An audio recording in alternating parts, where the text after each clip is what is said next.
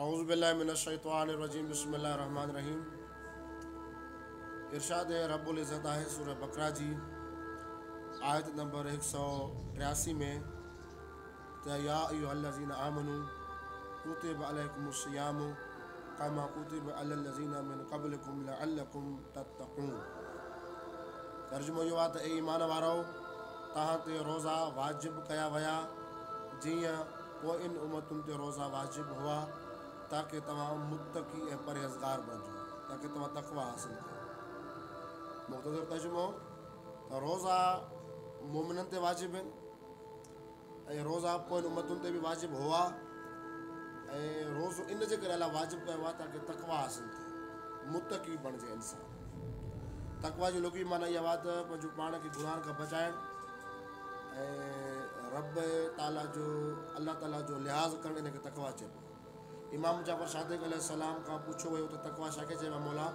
इमाम प्रैक्टिकली मिसाल ॾेई फरमायो त हिकिड़ो रस्तो आहे, उन सॼे रस्ते ते कंडा विछायल आहिनि ऐं तोखे लाज़िम उन रस्ते ते वञिणो बि आहे, ऐं रस्ते सां ईअं गुज़री वञी तो रस्तो बि क्रॉस करे वञी ऐं तोखे हिकु कंडो न लॻे, इन खे तक़वा चइबो आहे।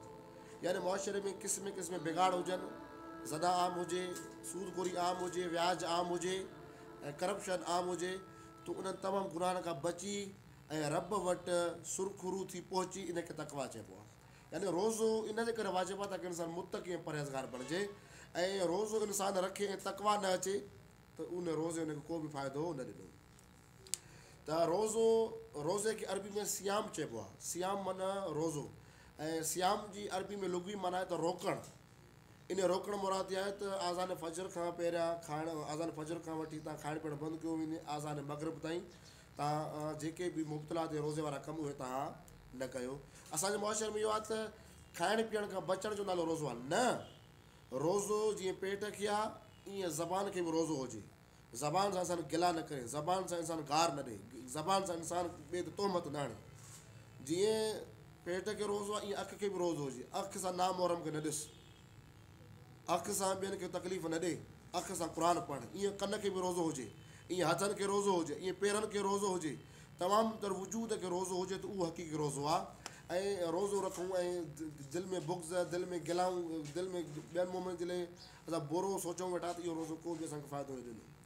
ऐं रोज़े जे अकामनि में इहो आयो आहे त रोज़ो अलाह ताला इन जे करे वाजिबु कयो ताकी ग़रीब जी बुख जो अहसासु थिए, ताकी ग़रीब जी उञ जो अहसासु थिए।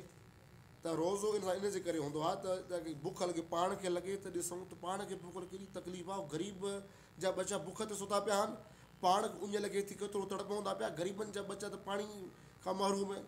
उनजो अहसासु थिए, हिकु सोशलाइज़ थिए, सोशल थिए, ताकी इंसाननि जो अहसासु थिए। रोज़ो रखे ऐं अहसासु पैदा न थिए त रोज़ो न को बि फ़ाइदो न ॾिनो। माए मुबारक रमज़ान में त कुझु माण्हू ते रोज़ा वाजिबु आहिनि, कुझु माण्हू ते रोज़ा वाजिबु न आहिनि। मिसाल बीमार उन ते रोज़ो वाजिबु न आहे, सफ़ा कुराड़ो आहे, उन ते रोज़ो वाजिबु न आहे।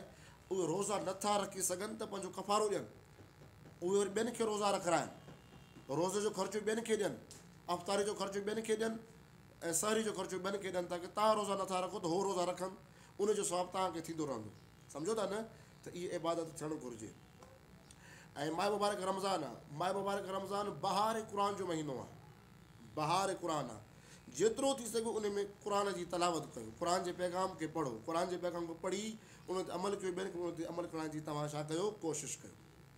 ऐं रसूल ख़ुदा सल्लल्लाहु अलैहि वसल्लम फरमाइनि था त माए मुबारक रमज़ान में बहितरीनु अमल इहो आहे त इंसानु रब जी मअसियत खां बचे, रब जी नाफ़रमानी खां बचे। इहो वॾे में वॾो अमल आहे माए मुबारक रमज़ान जो। ऐं इमाम मोहम्मद बाक़र अलैहिस्सलाम फरमाइनि था त इस्लाम जी बुनियादु 5 शयुनि ते आहे। हिकु नमाज़ ते, ॿियो रोज़े ते, टियों ज़कात ते, चौथों हज ते, ऐं पंजो विलायत आइमा अलैहिमुस्सलाम ते। यानी इमाम अली खां वठी 14 मासूमिन जी विलायत ते दीन जी बुनियादु आहे। त उन में रोज़ो बि आहे। सम्झो था न, रोज़ो दीन जी बुनियादु आहे। हर कंहिंखे रोज़ो रखिणो आहे। रोज़ो घणा माण्हू चवंदा हुआ असांखे साईं उञ घणी थी लॻे, बुख घणी थी लॻे। बुख उञ लॻण सां रोज़ जो छॾणु वाजिबु न आहे। बुख लॻे, एतिरी बुख उञ लॻे जो इंसान खे मरण जो ख़तरो थी वञे, या डॉक्टर झलियो हुजे त पोइ रोज़ो छॾे, बाक़ी हर थोरी तकलीफ़ ते रोज़ो छॾणु सही न आहे। अगरि मां काफ़ी ख़ुतबनि में बि इरशाद कंदो आहियां, मजलिसनि में बि, अगरि करबला सम्झणी आहे न कंहिंखे त रोज़ो रखे, करबला कंहिंखे सम्झणी आहे न, फ़िक्र करबला रोज़ो रखे। 3 ॾींहं ते कीअं ज़हरा जा बच्चा प्यासा हुआ, 3 ॾींहं ते कीअं ज़हरा जा बच्चा उञारा बुखिया हुआ, कीअं उन्हनि अलाह जे पैगाम खे आम कयो। तूं त हिकु ॾींहुं बि बर्दाश्त नथो करे सघे, सकीना कीअं बर्दाश्त कयो हूंदो। इहो हिकु दर्स तौहीद आहे, दर्स इश्क परवरदिगार आहे रोज़े में। त इंसानु कामयाबु उहो आहे जेको रब जी ॾिसियल वाट ते अमल करे। अलाह ताला खां दुआ आहे, सईदा फ़ातिमा ज़हरा खां दुआ आहे, इल्तिमास था कयूं अलाह ताला बीबी जे सदके असांखे हिन महीने में रोज़ा रखण जी तौफ़ीक़ अता फ़रमाए, तमामु ग़रीबनि जी मदद फ़रमाए ऐं असांजे हथ ते ख़ैर जारी फ़रमाए, ताकी असां ग़रीबनि मिसकिननि जी मदद करे सघूं ऐं पाण बि रोज़ा रखूं ऐं रोज़े जे पैगाम खे सम्झी ॿियनि खे रोज़े जो पैगाम ॿुधाईंदा रहूं। वस्सलाम व रहमतुल्लाहि व